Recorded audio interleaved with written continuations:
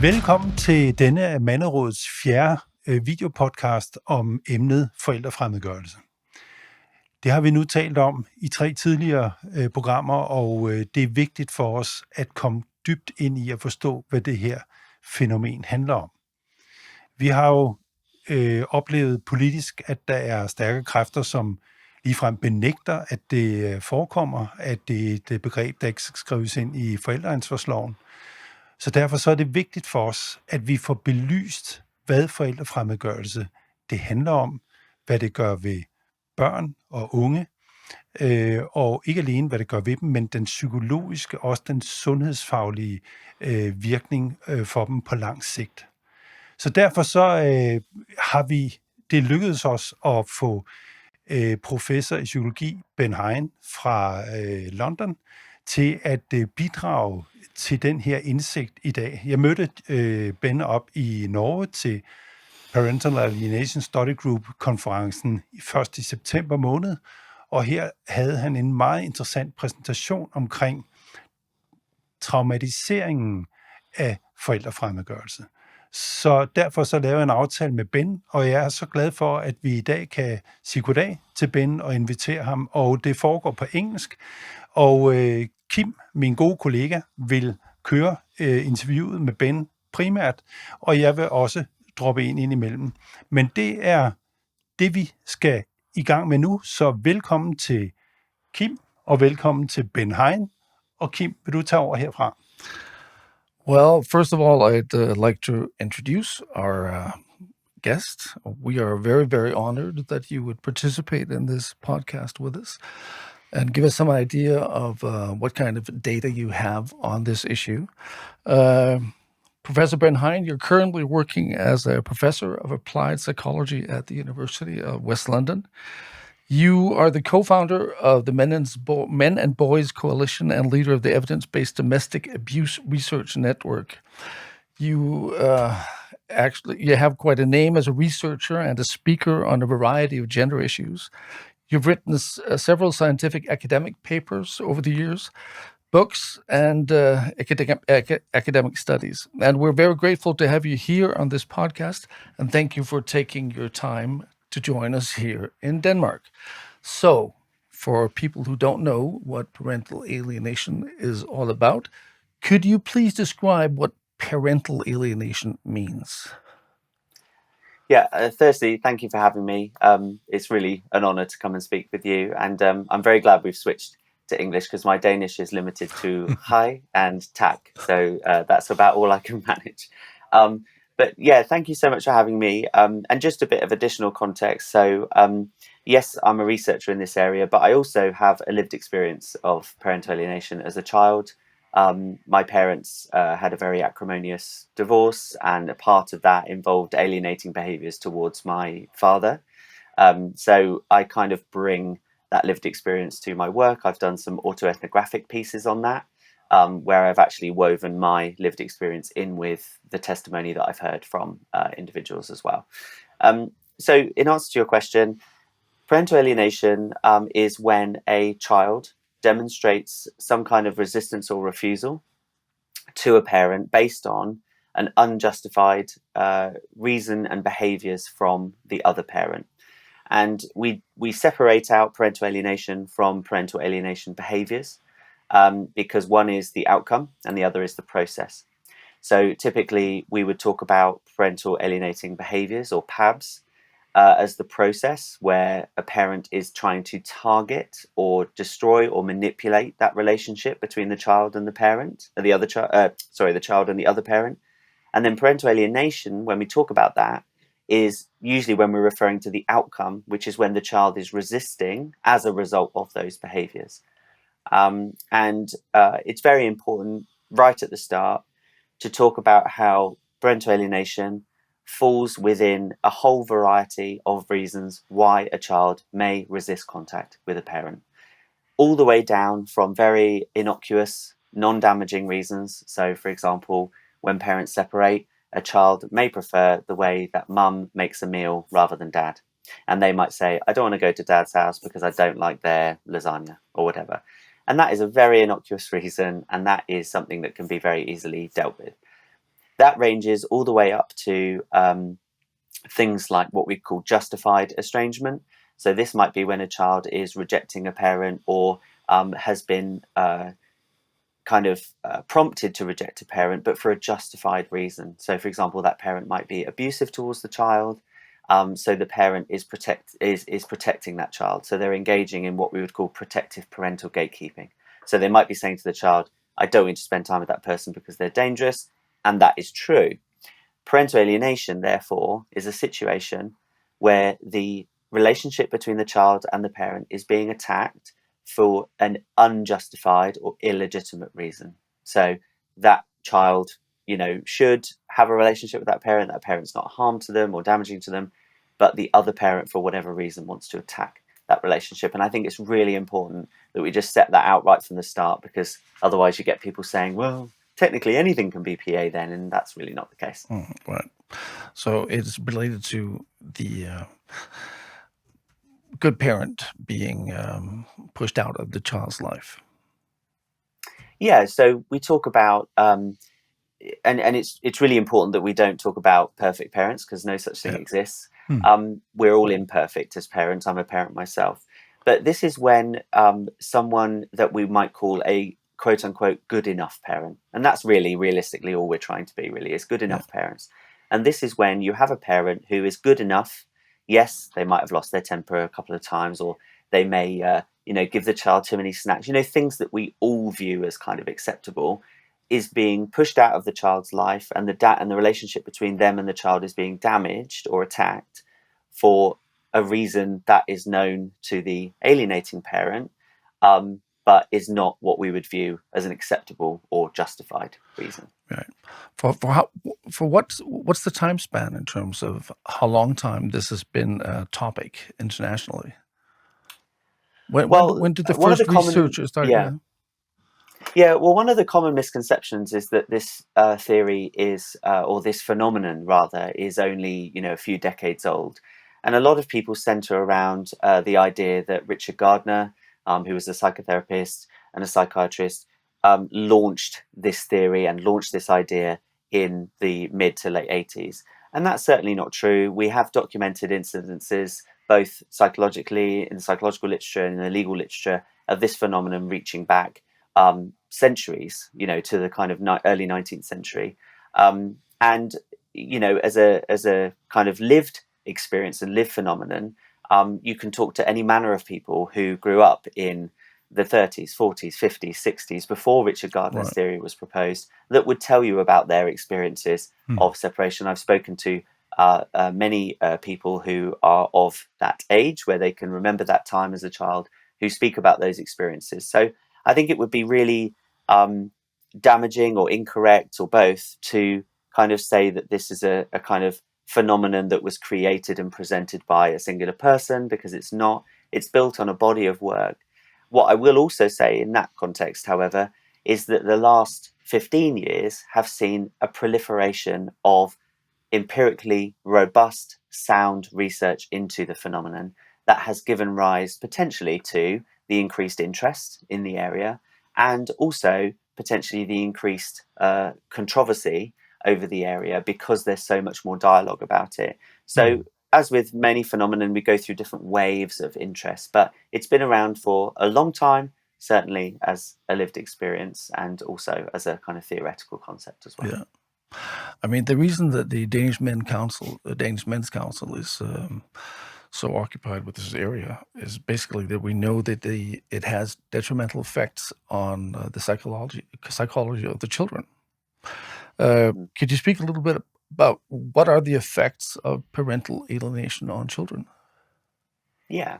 I think to do that, I think it's really important to understand the foundations on which the behavior is built, and the foundations that it's therefore attacking.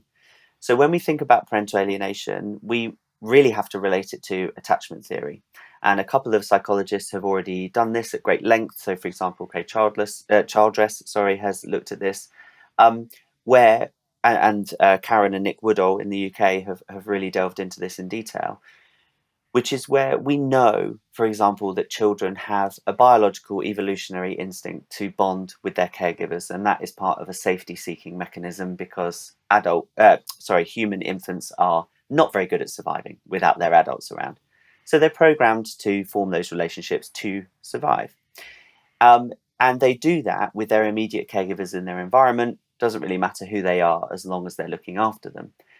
And what we have to understand about attachment is that attachment is a foundational principle of psychological well-being. It's something that we all seek to do, and without doing it successfully, it can have really big repercussions. So, for example, if our attachment processes are disrupted, particularly at an early age, we know from the literature that that is related to adverse later life outcomes. Now, what is particularly damaging is if you change or disrupt an attachment system once it has already formed. So, for example, if a child is forming a stable relationship and attachment with a caregiver, and that is disrupted for whatever reason, and most of the research has examined this within the context of parental death or parental disappearance, we see that that has a really fundamental and foundational effect on the child's well-being. What we have in the case of parental alienating behaviours is a targeted attack on that system that produces similarly awful outcomes.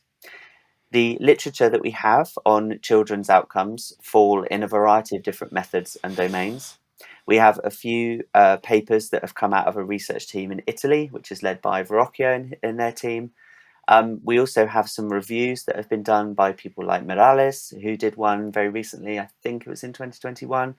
And we also have some qualitative studies by researchers, for example, Vahar, who did a really interesting interview study, as well as my own work, which looks at the impact on children through the voices of parents. All of that research is unanimous in framing the impact on children as extreme, severe, hugely damaging, and long-lasting. So when we look at the variety of those outcomes, it mirrors other research that looks at disruptions to attachment.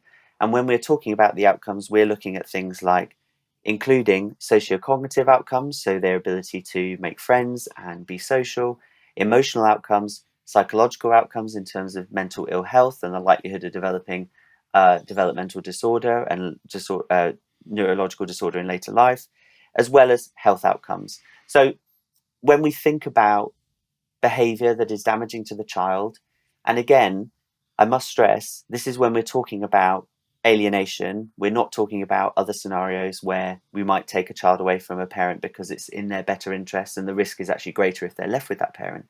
We're talking about a situation where, and the way I try to equate it is, we as adults have a fairly firm understanding of our world and how it works. Imagine if someone came along and changed a fundamental concept about our world, for example, gravity.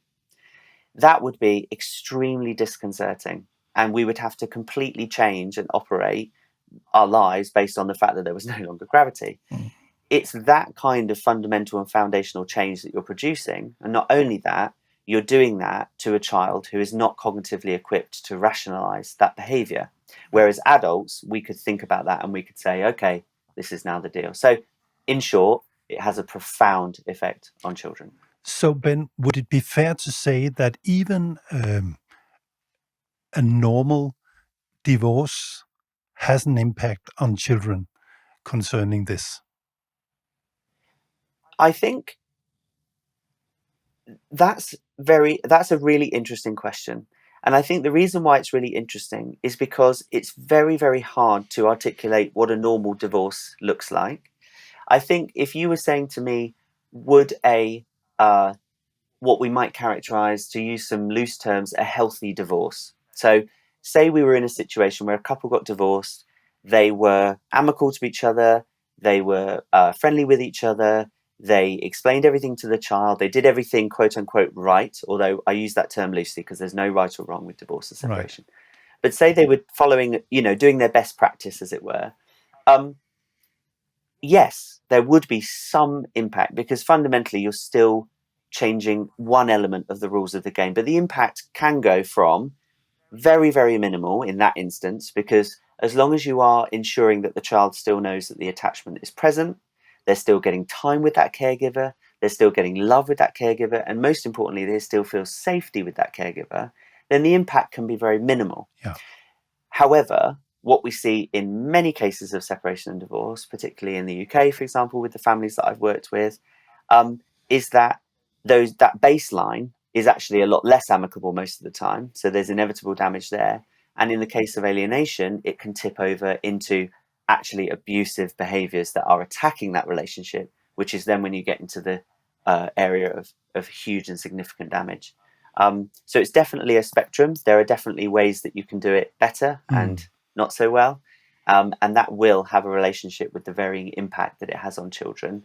But I'm never going to stand here and say that, yes, there are circumstances where children are completely unaffected, because there's, it's still them dealing with change. Yes. But the extent at which there is an impact changes based on what factors are involved. Yeah. One of the things that we're really working on is to try to convince the policymakers that the current system that we have, basically all over the Western world, where you, basically introduce a war when you have divorce, because there's a winner and there is a loser. That it's in fact the family courts and the system that create this conflict, or they're part of the conflict. They're part of the problem. Anyways, we just get back to the questions here. Could you please elaborate on your research that you showed in Oslo in terms of traumatized adults and children? Yeah, absolutely. So I think before I do, it's really important to give a little bit of the context behind the study. So one of the arguments, and I'm sure it's an argument that you hear all the time, is that parental alienation is not very widespread, and it's a rare problem. And so what we wanted to do with these studies was to kind of provide a counter argument for that, because I've spoken with hundreds and hundreds of parents who say it's happened to them. I experienced it, etc. And it was even something we encountered at the conference, where someone about 6 presentations ahead of me said, well, I don't know why we're focusing on PA. It's such a rare form of contact refusal. And then I got up 6 presentations later and gave this evidence. So let me just share my screen, and I can talk you through the slides. So study 1 was with separated adults. So what we did is we got a cross-sectional survey of over 1,000 divorced or separated UK parents. They were representative, and they were recruited to be representative of the UK population more broadly in terms of age, gender, ethnicity, and they were recruited using a specialist marketing company.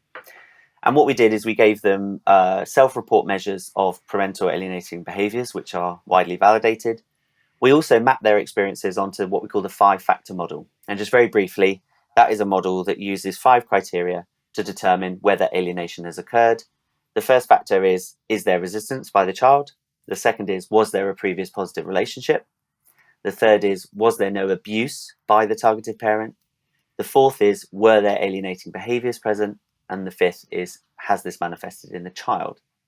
And we then also used established measures of violence, like the CTS2, legal and administrative abuse, which is where people use systems against someone, and mental health. And this is what we found. So the participants were representative of the UK population, as I've said, and the key findings were as followed. So we asked individuals about their parental alienating behaviours in different ways. So we asked them outright. We said, do you think you've been alienated? Yes or no? And when answering that question, around 40% of our sample said yes. But that's just them saying yes or no, I've been alienated. So what we did is we also gave them that validated measure. However, interestingly, when we gave them the measure, 60% reported experiencing some level of parental alienating behaviour through that measure. So actually, when we asked using a more robust method, we usually expect the number to go down, but it actually went up. And then when we also categorised parents based on, were they giving those behaviours back? So were the children involved maybe in a loyalty conflict rather than what we call non-reciprocal targeted parents? It went down to, say, 36.5%. If you take any of those numbers, what we're talking about here is somewhere between 1/3 and 2/3 of separated parents saying that they had experienced some form of alienating behaviour once they had separated, which is a huge number when you consider the amount of separated parents in the UK. And if we do a quick exercise, we have around 100,000 divorce divorces, in the UK, so that's not counting separation, around half of those involve children. So that's 50,000 parents. So then if we take the kind of lower measure here, the 40%, if we look at 40% of 50,000, that's around 20,000 parents every single year who experience this form of abusive behaviour. So when we look at parents, it's by no means a small minority that is experiencing this.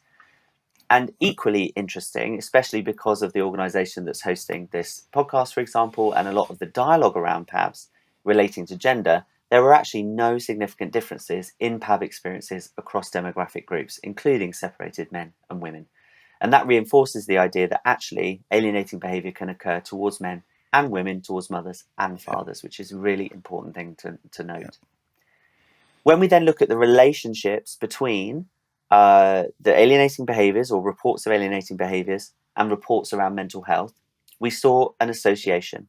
And it's very important for me to be clear, this is not a predictive relationship. So we can't definitively say alienating behaviours predict poor mental health, but they are related because there was a strong correlation between PAB score and things like PTSD, depression, and suicidal ideation. So again, reinforcing that impact on mental health. And in the broader context, we also saw that there was a relationship between reporting a higher level of PABs and a higher level of other intimate partner violence, which reinforces the idea that PABs may be part of a broader kind of suite of violence. So when it comes to parents, lots of alienating behaviours being experienced. In our second study, we looked at young adults aged 18 to 25 who would report on their experiences as children. So these are children now adults. We looked at, again, a similar size sample, again recruited by the same agency, that were just a cross-sectional survey of 1,004 young adults aged 18 to 25 that were aimed to be, again, representative of the UK population of those aged 18 to 25. We gave a different self-report PAB measure, which was designed for retrospective reporting of 30 different behaviours. And we also used established those measures of mental health again. And this is what we found in relation to children. So this is, again, adults reporting retrospectively, and that is a limitation, but it's one that we find quite hard to work around. And the sample was actually there were more women than men, but it doesn't actually affect the inferential comparisons that we did in terms of difference. And most were reporting on their biological mothers and fathers' behaviour. So I think it was around 85 to 89% of the sample that said, yes, I had a biological mother, and yes, I had a biological father at home. So the key findings are as followed. We had a 5-point scale that was never, and then rarely, often, sometimes, always. Sometimes, often, always. And what we did is we created a variable that if they answered sometimes, often, or always, this was counted as a yes. And if they said never or rarely, this was counted as a no. And when we did that, we found that 98% of children said that they had experienced alienating behaviour of one of the items from mothers, and 95% said the same thing for fathers. So that's children, most children, almost all children have experienced at least one alienating behaviour from their mothers and their fathers. So you might say, okay, well, 1 item out of 30, that's rare. What we then looked at was different thresholds. And when you got to over 20 items out of a 30-item scale, so 2/3 of the behaviours, 25% of the sample said that they had experienced 20 or more alienating behaviours from mothers and fathers. So that is a quarter of the sample, which is just all adults in the UK. So a quarter of all young adults, 18 to 25, would say that they've experienced over 20 forms of alienating behaviour from their mothers and their fathers. Other interesting findings were that adult men reported experiencing more alienating behaviours in childhood than women, and there were no other significant differences across demographic groups. And again, the impact on mental health was there in terms of a relationship, so we can't say that exposure impacted mental health. It might be that it's the other way around, but there's definitely a relationship there because there was a strong correlation between both mothers and fathers alienating behaviours and adverse mental health outcomes such as PTSD, depression, and suicide ideation. So what we concluded from that was that essentially the numbers speak for themselves. There is a huge prevalence across those two groups. Yeah, and comparing those figures to the attachment issue that you spoke about a little bit of time ago, this is very, very tough, I think. Yeah, and you've got to think about how many. You just have to really think about how many children that really equates to. Yes. Because across both of if we're going to center on the children, which I think we should always be doing, that's a huge amount of children across those samples. So those figures I gave you before for the adult study, so we have 100,000 divorces in the UK, 50,000 of those have children. So again, if you look at 50,000 children involved or getting involved in divorces every year, a minimum, because that's assuming there's one child per family. Yeah. If you then take those figures and saying, okay, well, it's 25% of those children are experiencing those behaviours, you're then looking at a quarter of 50, which I'm not very good at maths. I think it's 12,500. Yes, it is. So that's 12,500 children every single year who are having, and that's over 20 behaviours. So you've got 98%. So it's like 49,000 that are experiencing at least one. So, it really is hopefully a powerful empirical argument. So both of those studies are now under review, peer review. But hopefully it's a preliminary powerful argument which mirrors the research that was done by Jennifer Harman, and she worked on this project with me. It mirrors the research that was done in the US and Canada that found a similar thing. And I'm hoping to work with more and more researchers in different countries to show that it's a global phenomenon and that it's a phenomenon that we really should be taking seriously. Yeah. And it's not something that we can deal with by saying, let's just pretend it doesn't exist, or let's pretend that it's a small issue, or let's pretend that it's a gender advocacy issue. No, this is about children, and this is about disruption to their attachment, which sadly is all too common, as these numbers suggest. Yes. Does your research say anything about how many of these children that were alienated lost the contact to the other parent? No. So what we did in the adult study was we then mapped that onto the 5-factor model, and that's not something that I covered in my presentation. And I think it's really important, therefore, that's one of the reasons why I spoke about outcome versus process, because the percentages around outcome are, I guess, slightly more reassuring, because it was actually only around 3% of the sample that reported that they met all of the criteria for the 5-factor model. So they met all the criteria in that there was resistance, that they hadn't been abusive, etc. So it is really important to add that additional context, because you will have parents that said, yes, I've been alienated, but actually they also had a domestic abuse claim against them. And I think what we want to do in the future is we want to dive and dissect those numbers a little bit more and say, let's really get to a group that are non-abusive, non-reciprocal alienated parents. That being said, there was still a healthy proportion, and I'll have to dig out the numbers, it's in our report. There was still a healthy proportion who met the first 4 factors, which is where you have no abusive behaviour that you're demonstrating, a previous positive relationship, resistance from the child, and you're experiencing alienating behaviours, but it might not translate into the child's behaviour.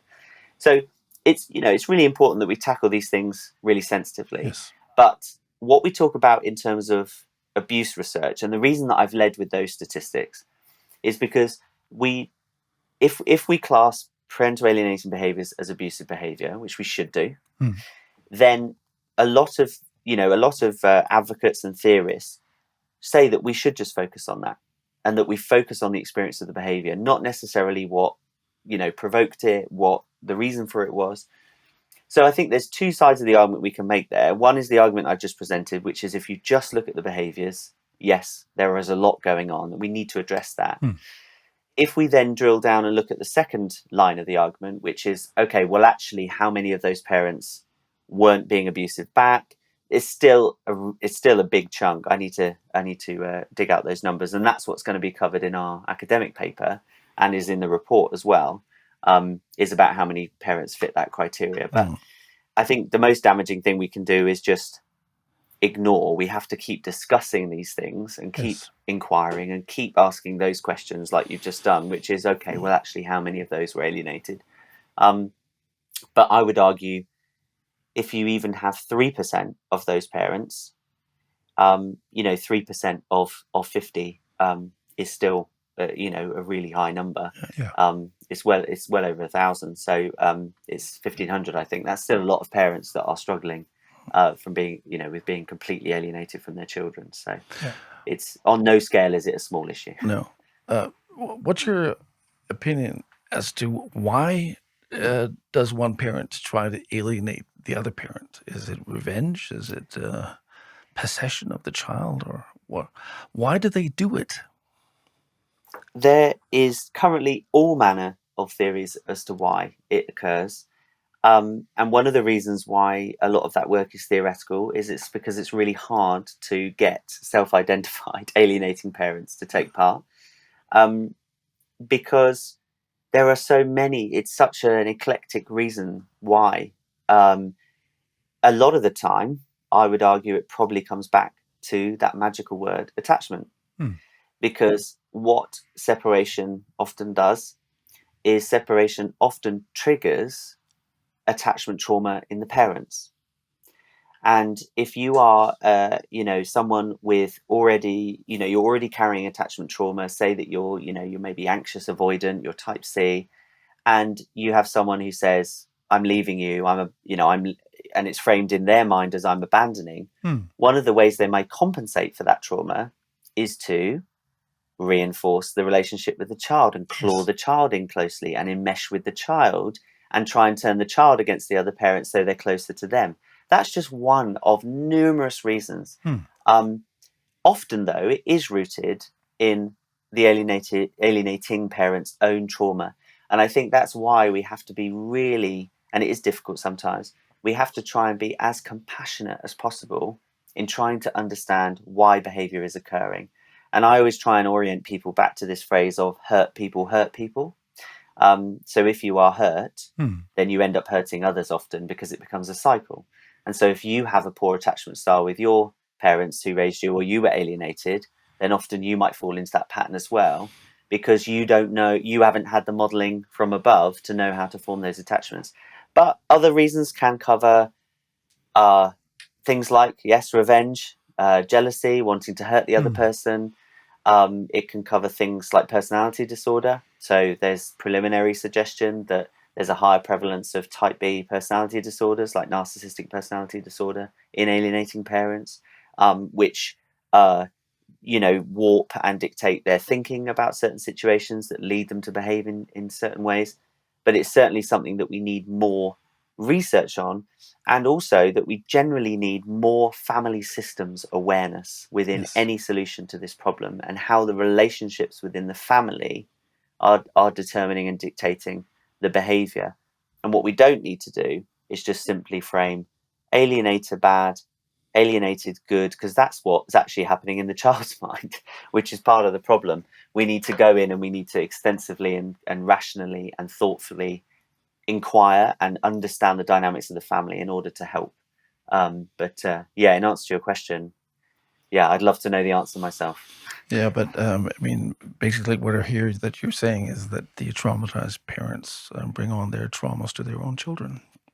And as and that's a well-established phenomenon in terms of kind of intergenerational transference of trauma. That's a well-established phenomenon, and there's no reason why we shouldn't apply it in this context as well. And looking at the divorce culture that we have, it's a high level and probably also increasing a little bit.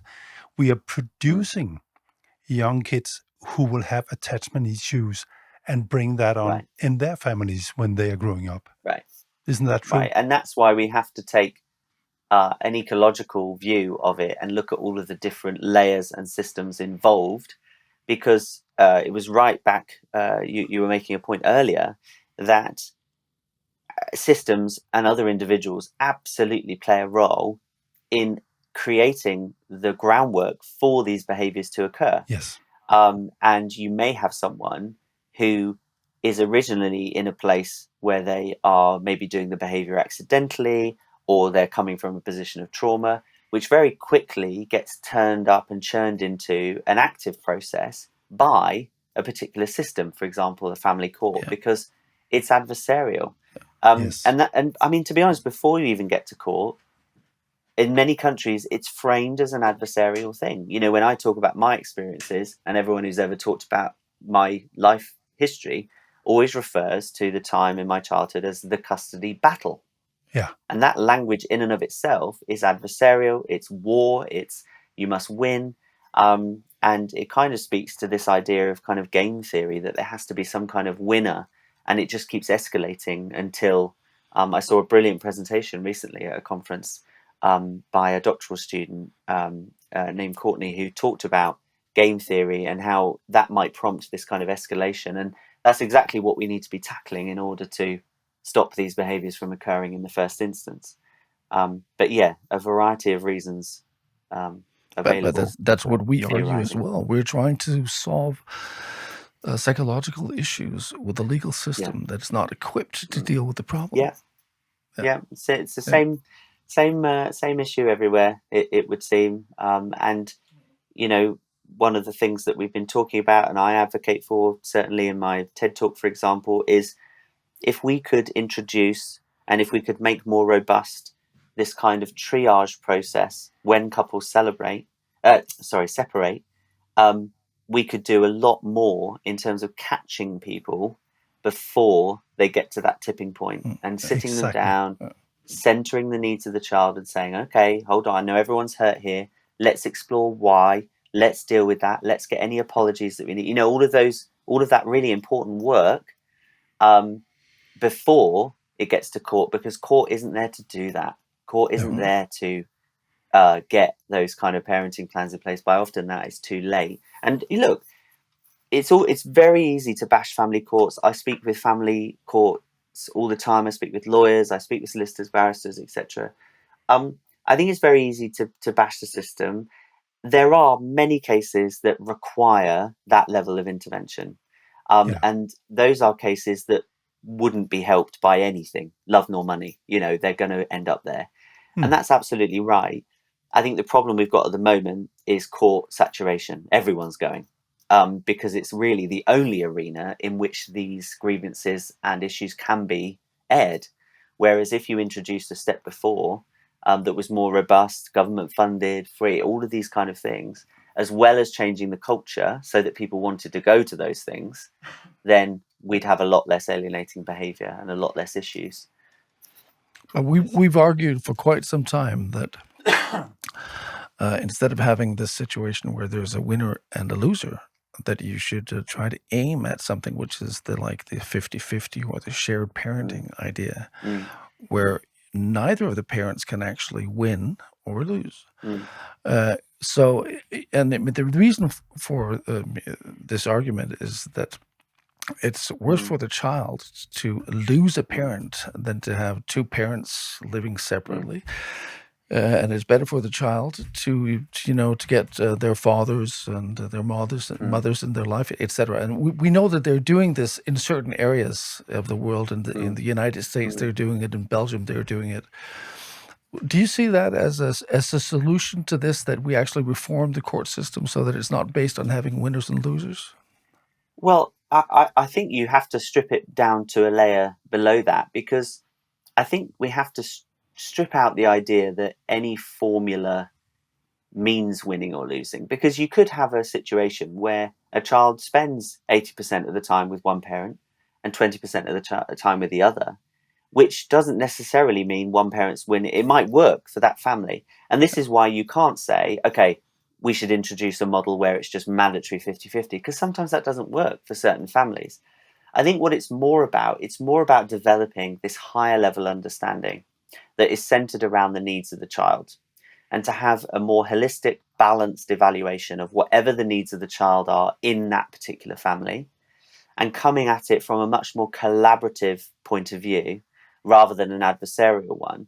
The problem with a court system is that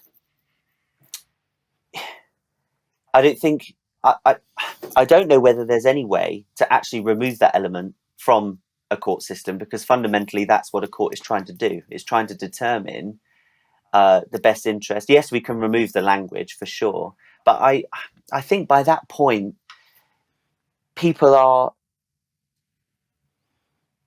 I think it's really tricky. I think is my answer. I think the best place to have the conversations is as early as possible and outside of court.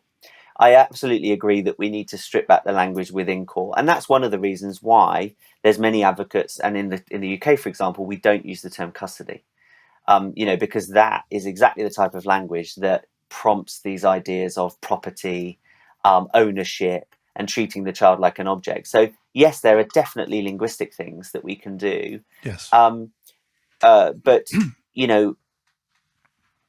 I agree in terms of the philosophical approach that it should be the case, but I don't know how easy it is to take out that language. I think what I would center my argument around is that we need to do demand reduction. We need to keep as many people out of court as possible, so that the language of that doesn't even arise, that we get people in a room. The very first thing that we do, and this is, I've spoken to people from Finland who spoke at the conference about the approach that they have there, which sounds really positive. I'm advocating for it in the UK in terms of that mediation step needs to be much more robust. But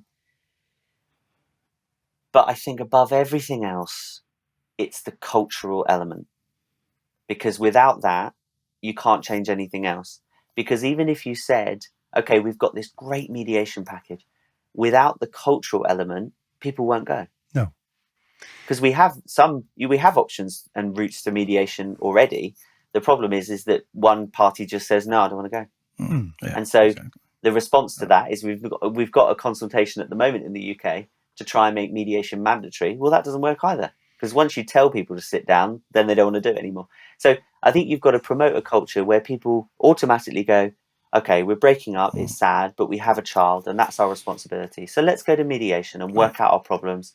And then if there are issues that persist, if one person is abusive and it's not able to be mediated, yes, absolutely get them to a court setting where it can be determined. But yeah, it's such a multi-layered challenge and issue for sure. Yeah, but probably also before that, Ben, because I've worked with couples for many years as a psychotherapist, and my experience is that too many couples are leaving each other at the time where they could learn the most, both to the benefit to themselves, but also to the kids.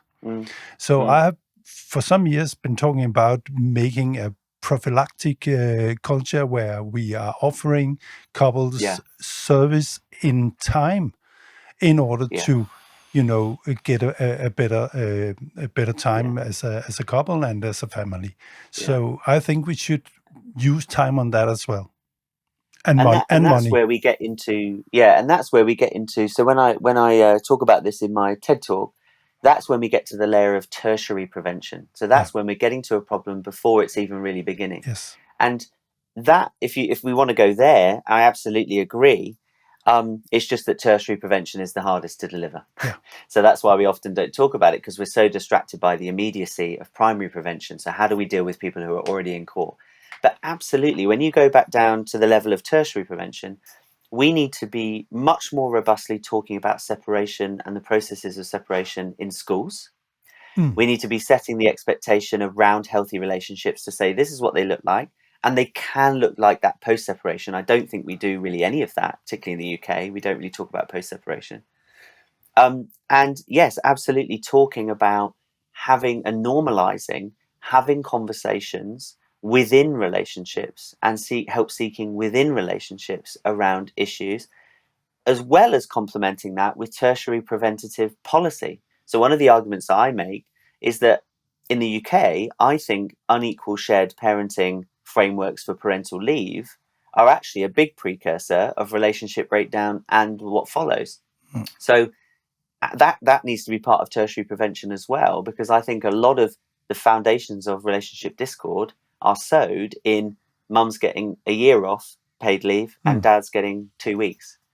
And I think that affects families a lot. So I think there's so many, as I said, so many layers of the conversation that we need to be tackling at the same time. We often focus on the immediacy of primary intervention, but you're absolutely right that we could be doing so much more, much further back. And that's not necessarily with the aim of keeping couples together, because sometimes couples need to split up, and that's actually better. Oh, yeah. And it's also not reinforcing these kind of ideas of we must have nuclear families, because again, different family formats can work. I think what it's basically just centering around is this idea that we need to have much more constructive, holistic understandings of what healthy families and relationships look like and what to do if things go wrong. Yeah, right. I mean, you just mentioned Finland. The debate in Denmark right now is quite honestly at a very basic level. Here, the alienating parent is actually rewarded if they keep on for a long time in terms of denying the other parent access to the child, keep on making conflicts. Then it actually says in the law here that in case there's a conflict between the parents, then it's always the non-resident parent that has the contact to the child suspended. So in other words, an alienating parent is actually rewarded through that behavior. And this is what we're talking about at the moment in Denmark. This has been the case for the last 30 years. And the politicians have promised us several times that they would do something about it. Nothing has happened. And here we are, 30 years after they started talking about it, still discussing this. Do you see this as a problem in England? Yeah. Yeah. Well, I see it as a problem. Yeah, yes, basically, because it's not codified in that way, but the system often operates in that way. So we often see alienating parents are able to violate contact orders with impunity because a lot of the time it's because there's simply no space to hear trials over and over and over again. You know, there's just no space to get hearings for every contact breach, which is sad because they need to be heard. And this was exacerbated massively during COVID. And I wrote a paper on parents' experiences of alienation in COVID as well. I think, again, what this speaks to, it speaks to a desire to have a simple answer. The reality is that families aren't simple. So what you need, and the reason why people don't do this is because it costs money to do this, is what you need bespoke care for families to go and to have their family systems triaged when they need it. That's what is needed. Because that kind of codification in law, that represents to me a deep misunderstanding of the importance of attachment theory. So that just says, well, it doesn't really matter who you're attached to. We'll just draw a line here and say non-resident parent out, resident parent in. Exactly. What if you're more attached to the non-resident parent? Or what if you're equally attached to both? You can't just put a hard and fast rule in to say this is what contact should look like. And that's very frustrating for policymakers because they want a simple solution and they want a cheap solution that will, for example, result in less hearings. But that to me speaks to a fundamental misunderstanding of what children need. And Ed Crook spoke about this at the conference, the irreducible needs of children. Yes. You know, that what often policy does is it just tries to reduce that down and look at things like,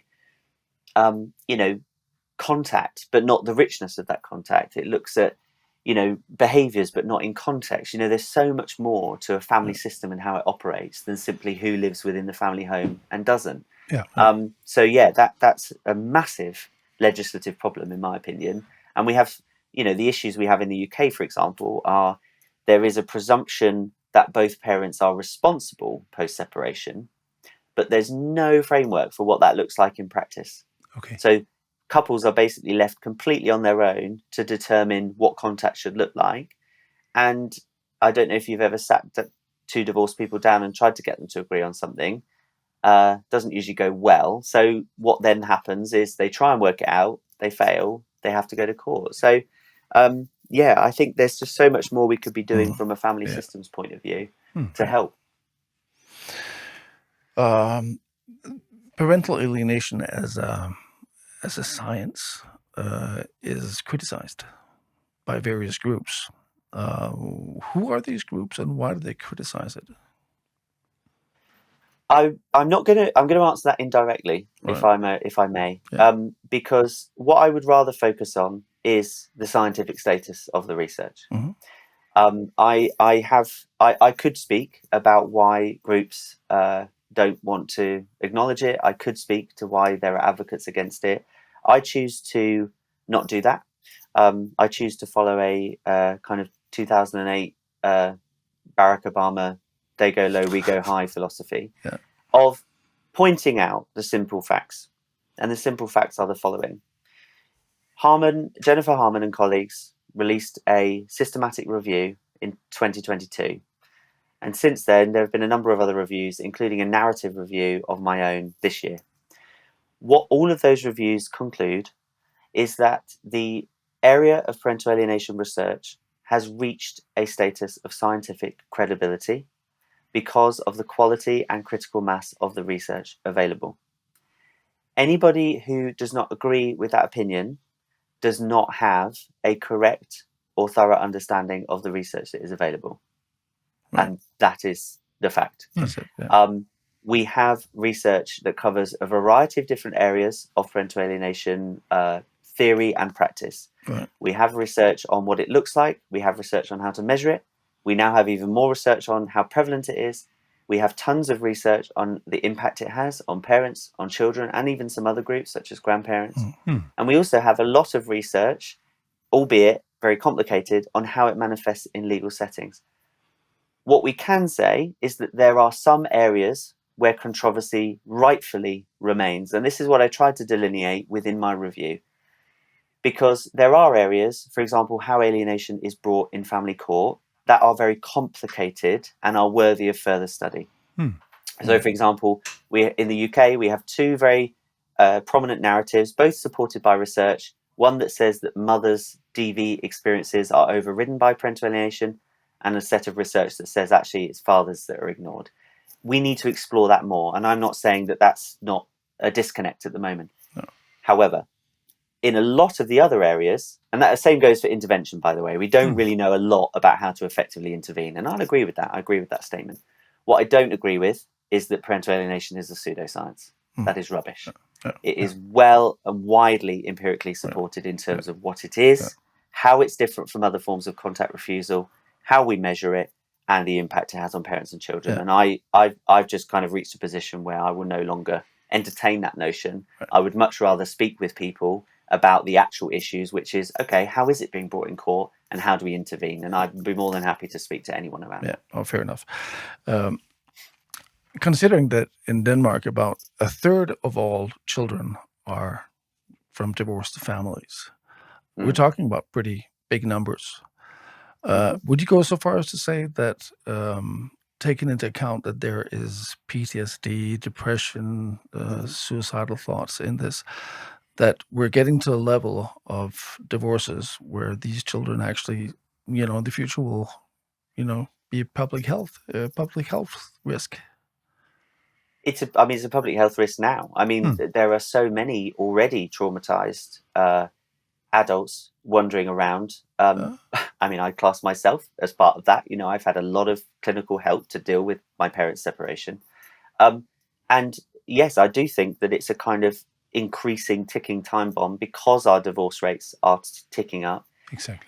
That being said, I mean, you can never truly tell because there's probably there's two sides to that coin, because there's probably a bunch of couples that didn't get divorced, but they probably had a really toxic relationship because they stayed together, and that probably messed the kids up as much as those who got separated. So I don't, it's hard to judge whether simply because divorces are going up, people are going to have a worse time, because actually several of those children might be really relieved and glad their parents have got divorced, and those parents go on to have really effective co-parenting arrangements. What I would say is, based on the numbers I have now, it's a public health issue now, and it's something that we need to be tackling globally with much more fervour, much more rational thought, much more empathy, and a much greater understanding of the psychological principles that underpin the dynamics. Because you have a situation where, the issue is interdisciplinary, because it's psychological, it's legal, it's it's got intimate partner violence included. There's lots of different frameworks that are coming together here. But that doesn't mean we shouldn't tackle what is essentially a wicked problem with the same kind of complication, because that's really important. Because the hardest problems are the ones that we should be tackling. And I think that at the moment, so many people are shying away and they're not willing to accept elements of the problem because it doesn't fit with their ideological views, for example, or their gendered politics. Whereas it's not about that. It's about children. It's about attachment. It's about family systems. And that's what we need to recenter on. And that's what we need to move forward in terms of protecting children from what is really damaging form of abuse. In Denmark, and I'm sure you have the same in England, there's a lot of discussion about the mental health of children and young adults. And it's quite serious. The numbers are quite terrifying. And usually the discussion has nothing to do with the amount of divorced children. It has to do with everything else, like social media. And that's what I don't quite understand, because when I'm a school governor, so I have kind of an input into strategic oversight of our local school. And when we get training on mental health, they actually do include and say, if you look at any given classroom, you know, a quarter of the children in that classroom, by the time they get to secondary school, so between 11 and 15 or 16, a quarter of any given classroom will have had experience with separation or divorce. Yeah. So it's a huge chunk of children that will have, even in quote unquote healthy divorces, that will have some kind of maybe baggage or issue around that. If you then have a percentage of those children that are being alienated, they're in a loyalty conflict, they don't know whether they love mum or dad more, and it's being, you know, that seriously messes with a child's mind. Yeah. And, you know, in our setting of school, we're talking about it in relation to educational outcomes, but it affects every single facet of their lives, socio-emotional, cognitive, you know, relationships. So it's absolutely something. I mean, we should have ministers that deal with just this. Yes. You know, because it's so widespread. We should have a separation or divorce minister, or, you know, different kind of select committees about it. You know, it's a serious public health issue. Yes. And I think it's kind of almost one of the last taboos that remains. You know, everything else we're kind of talking about, and this doesn't get talked about. But talk to anyone you know, they've probably got some relationship with separation or divorce, and that's why we need to talk about it. So, no, it's been really great discussion, actually. Thank you for having me. We are getting close to the end now, Ben, and with all the research and all the job and the work that you have done, looking 5 years ahead, where do you think we are in 5 years from now with what is happening around us? I can talk about what I'd like to see. Yeah. And I'd like to see, you know, I think the most important thing going forward is we need to, and this is what advocacy group, you know, I'm not an advocate, I'm a researcher, so I'm here to equip people with the research that they need. And then advocates, I think what we should all be focusing on is policy level recognition. I think that is the critical factor, because that is what leads so much of the other discussions, because it leads the funding for systems, it leads societal stereotyping, it leads the availability of services, it leads everything else. So I think that's what we need to do. We need to work on how to effectively get in a room with and communicate to policymakers, and to talk about this not as a political issue, not as a gender issue, as a children's issue. And I think that's the most powerful argument, is to get in the room with policymakers and to say, if you understand anything about child development, and if you pair that with caring about children, you should be interested in this issue. And if you're not, you can't say you meet either of those criteria. And I'd struggle to find a politician that would say no to those questions, but they very happily say no to, I don't do anything, we're not going to change anything with alienation. But that's effectively you saying no to those questions. You're saying you don't understand child attachment and you don't care about children. So I think that's the route in. That's what we need to be doing over the next years, is working together to take the research as the empirical foundation, getting it communicated to policymakers in a clear and effective way. And I mean, I've come on this podcast, I'm happy to go anywhere and everywhere that is needed. So I you know, if you can get me in a room with them, I will talk to Danish policymakers, and so would other people like Jen Harman, etc. But we need to keep that conversation going and just strip it back to the basics. We need to not get dragged into ideological politics and mudslinging and point scoring. That's not going to get us anywhere. We need to recenter it. It's a child's issue. Yes. It's a child's rights issue because they have the right to live without harm. And they also have a right to ongoing relationship with both parents. So it's a child's rights issue. That's what we need to, and that's me also speaking as an alienated child as well, because that's where I'm coming from in my experiences. I'm very lucky. I'm happily married. I have my 2 kids. I'm not coming at it from an alienated parent point of view. I'm coming at it from I've had to work very hard to get to some level of psychological stability and normality. And the reason I've had to work so hard is because of my experience of my parents' separation. And I want to work with anyone and everyone who'll listen to try and make it better for children in the future. So I just hope that in 5 years' time, we've helped more children in that goal. Yes. With those very, very important remarks, Ben, we are so thankful that you took your time to talk to us, because this has been very, very interesting. And we will, of course, go further with this. We are working, as you are saying, with the politicians. We are trying to put a pressure on having the right laws in our country, so we will not have this issue in the future. So thanks a lot. And if we in any way could call you again and ask you to come to Denmark and talk to the politicians, we will do that. Yeah, absolutely. And I will hop on a flight. You're not very far away from me. No.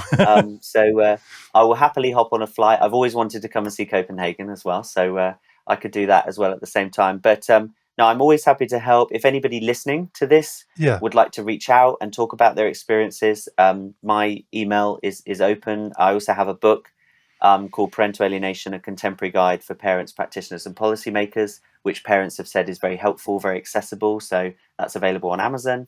I'm very happy and excited to work with people who recognize this as an issue and hopefully raise awareness. So thank you so much for having me. And we'll hopefully speak again soon. Yeah, and Ben, in the description to the YouTube video where this is going, we will put your email and your contact information in so that people can write to you. Yes. Thank you very, very, very much, Ben. It's been a treat for us. Thank you. Thank you, Ben. Bye. Thanks. Og til jer seere, der har fulgt med, det har været, i hvert fald i mine øjne, tror også i Kims, et meget, meget interessant interview, hvor vi har fået kigget langt længere ind i de her problematikker omkring forældrefremmedgørelse. Så jeg håber, at I får lige så meget ud af det, som vi har fået. Så tak for, at I kiggede med, og tak for nu.